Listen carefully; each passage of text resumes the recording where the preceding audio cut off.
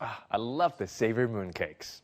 As families across China and the Chinese diaspora gather to celebrate this year's Mid-Autumn Festival, Julie Shire was invited to have dinner with Elizabeth Lee Ming and her family in Cape Town, South Africa.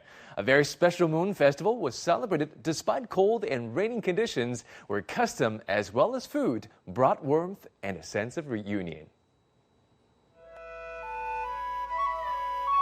So everything is imbued in symbolism and meaning, which I love so much. Nothing is more important than family and spending time with loved ones. The Moon Festival allows for this magical occasion to celebrate traditions. Elizabeth Lee Ming and her husband Sergio Yeska invited me to celebrate with them, and not even the weather stopped me from visiting their tea house.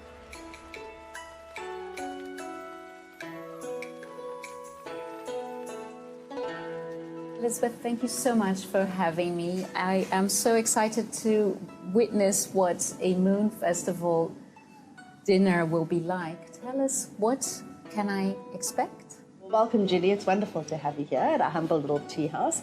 So we honor and we celebrate all the festivals. So Moon Festival being the second largest outside of China after Chinese New Year. So we celebrate that. And the magic happens here in this tiny kitchen. Cooking and eating is such a big part of our culture. And when I met my husband, then I was very fortunate because he loves to cook and he's worked as a chef as well. So it was quite easy for him to embrace my culture and my cuisine. Yeska's is a small tea house, but it's packed with heritage and tradition. Yeska's, it's actually pronounced Sheska, and it's my husband's family name, and it means to ignite. So we like to think of it as igniting passion in flavor, food and family, but it's a celebration of my heritage and my culture and my cuisine. My mum and dad are originally from Guangzhou, and that's actually the birthplace of dim sum, which is really exciting. So you know you're getting the most authentic and most traditional here with us. Elizabeth, I see that tradition is very important for you. How do you try to pass this on to your children?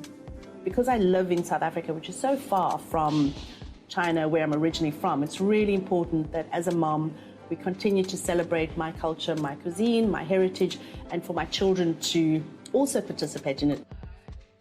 Elizabeth and Sergio's children share two cultures, Chinese and Argentinian. For me, it's always what I found that makes me feel a little bit more unique, especially when people ask me, like, oh, what is your heritage? And then I would tell them, and they're like, oh, that's always a very interesting mix. It's important because a lot of the times we lose our heritage, and especially in my culture, at least for me, a lot of my identity is rooted within my culture because it forms a part of who I am, essentially. I would like to go to China for the Moon Festival today. If I was there, I'd draw the moon and the stars and the solar system, and I'd celebrate the Moon Festival and eat red moon cakes. Here is the lotus flower. There's a couple of festivals that we observe during the Moon Festival. So one of them is eating moon cakes, moon gazing, making a wish, sending it up to the moon, enjoying a meal, family style. The time arrived to enjoy delicious mooncakes and understand their importance. It's the shape that represents family, it represents that it's a circle, it doesn't have an ending.